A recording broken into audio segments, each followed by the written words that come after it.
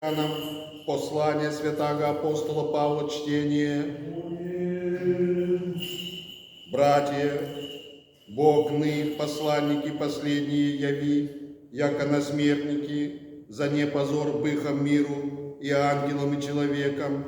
Мы оба буи Христа ради, вы же мудры о Христе, мы немощны, вы же крепцы, вы славни, мы же бесчестны, до нынешнего часа и алчим, и жаждем, и наготуем, и страждем, и скитаемся, и труждаемся, делающие своими руками, ускоряемые, благословляем, гонимы, терпим, хулимы, утешаемся, якоже отребе миру пыхом, всем попрание досели, не срамляя вас сия пишу, но якоже чадо мое возлюбленное наказую, аще бо и многие перестуны, имати о Христе, но не многие отцы о Христе, бо Иисусе благовествованием, аз вы родих, молю же вас, подобни мне бывайте, якоже аз Христу.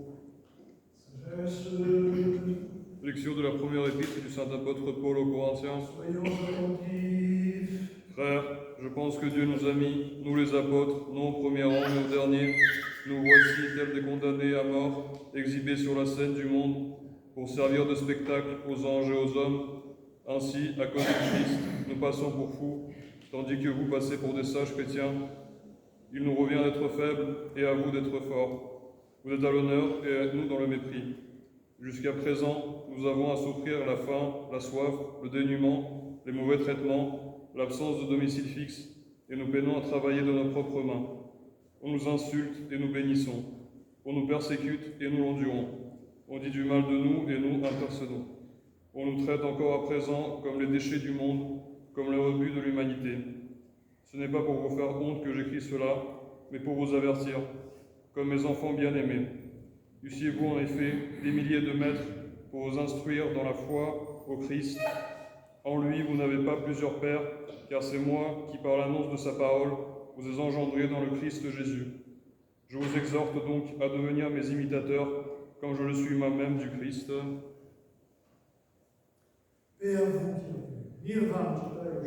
И Духове Твоему. Аллилуйя, аллилуйя, аллилуйя.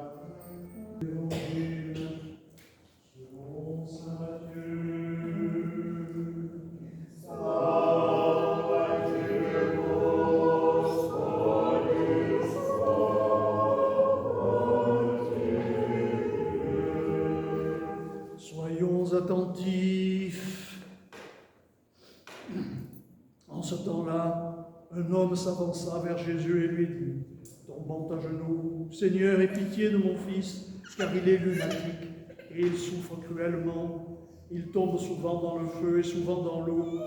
Je l'ai présenté à tes disciples, mais ils n'ont pu le guérir. » En réponse, Jésus s'exclama, « Engeance incrédule et pervertie, jusque à quand serai-je avec vous? Jusque à quand devrais-je vous supporter? Amenez-le-moi ici. » Jésus menaça et le démon s'éloigna, et dès ce moment l'enfant fut guéri. Alors les disciples s'approchant de Jésus lui demandèrent en privé, « Pourquoi nous autres n'avons-nous pu l'expulser ?» Il leur dit, « C'est à cause de votre manque de foi. Car je vous le dis en vérité, si vous aviez de la foi comme un grain de sénévé, vous diriez à cette montagne, déplace-toi d'ici à là, et elle se déplacerait, et rien ne vous serait impossible.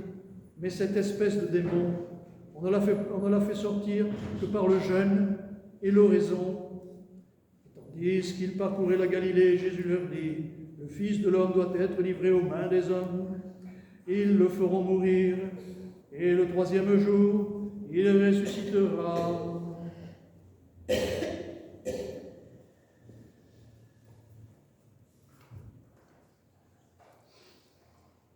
Во время он человек некий, приступи к Иисусу, кланяся ему и глаголя, «Господи, помилуй сына моего, яко на новые месяцы беснуется и зле страждется, Množice ju v padjet v ogna i množice ju v vodu i приведох его к ученикам твоим, и не возмогоша его и целити.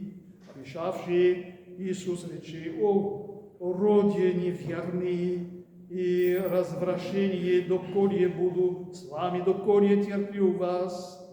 Приведите ми его всему, и запрети ему Иисус, и изыди из него бес, и целей отрок от часа того. Тогда приступшие ученицы Иисусови единому реча: по что мы не возмогом изгнать его? Иисус же рече им: за невествие ваше. Аминь. Бог глаголю вам, аше имате веру, яко зерно горучно, речете горе сей: приди отсюда тому, и приидет, и ничто же невозможно будет вам. Сей же род не исходит токмо молитвою и постом. Живущим же им в Галилее рече им Иисус: предам им отбыть Сын Человеческий в руце человеком, и убьет его, и третий день восстанет.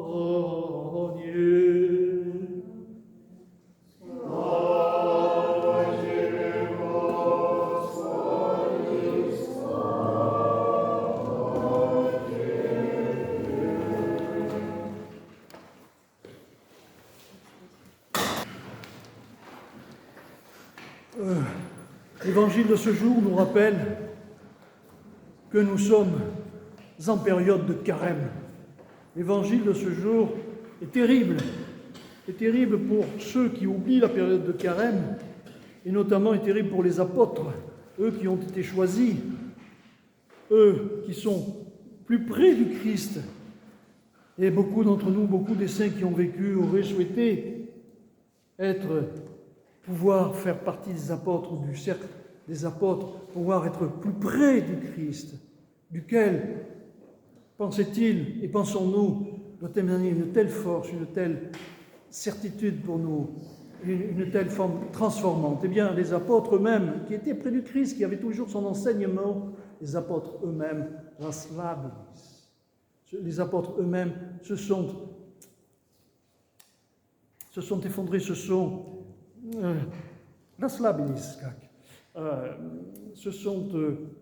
affaiblis. Les apôtres eux-mêmes se sont affaiblis. Voilà pourquoi ces paroles du Christ dans l'Évangile, de tels démons, à la réponse des apôtres qui demandaient au Christ pourquoi nous n'avons pas pu guérir ce démon, puisque, vous vous souvenez, l'Évangile nous raconte ce père qui vient trouver le Christ, lui demandant de guérir son fils qui est lunatique. Lunatique, c'est-à-dire qu'il fait des choses complètement, aujourd'hui on dirait peut-être quelque chose comme bipolaire ou autre, enfin bon, des choses folles, une fois dans un sens, une fois dans l'autre, et qui fait des choses contre lui. Et il demande au Christ de le guérir, alors que les apôtres autour de Christ ont déjà guéri, font des miracles, par le nom de Jésus, comme nous l'avions dit, comme il faut s'en rappeler, par la puissance du Christ. Et lui, ils n'ont pas pu.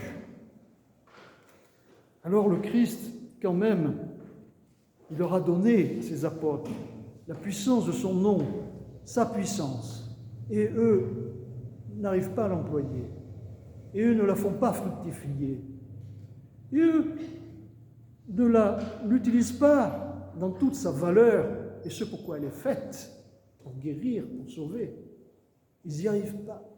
Ils se sont affaiblis. Ils se sont affaiblis. Eux, les apôtres. Alors, vous vous rendez compte, si eux, les apôtres, qui sont près de la source, sont arrivés à ce point à s'affaiblir, nous alors, mon Dieu, nous sommes bien faibles aussi, et nous devons le reconnaître, de façon à ne pas encourir cette nie nakazanie. Iisus Chrystus никогда не наказал.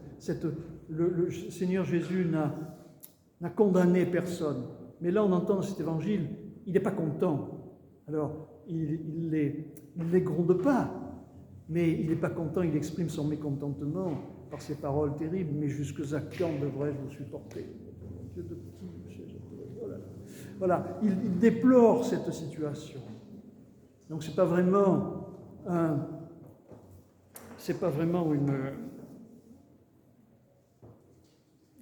qu'il les gronde, c'est pas vraiment, mais c'est l'expression de son mécontentement, oui, d'une certaine façon. Alors, mécontent, pourquoi? Parce que les apôtres auraient dû pouvoir faire ce miracle. Ils auraient dû pouvoir, ils étaient en mesure de le faire. Le Christ, comme on dirait aujourd'hui, le Christ s'y colle parce que les autres, ils n'ont pas pu le faire. Bon, mais ils auraient dû le faire. Et comme les apôtres, nous aussi. Et l'apôtre Paul, dans l'Épître, nous rappelle, il fait le distinguo il y a deux sortes de chrétiens auxquels il s'adresse. Il s'adresse à certains chrétiens qui sont pauvres, qui sont comme lui, qui travaillent, qui souffrent, qui sont moqués, qui sont un peu persécutés, qui sont dans la difficulté. Et puis d'autres chrétiens pour qui tout va très bien, qui sont installés un petit peu dans une espèce de confort. Alors nous devons nous demander aujourd'hui si nous ne sommes pas installés un petit peu trop rapidement dans une espèce de confort.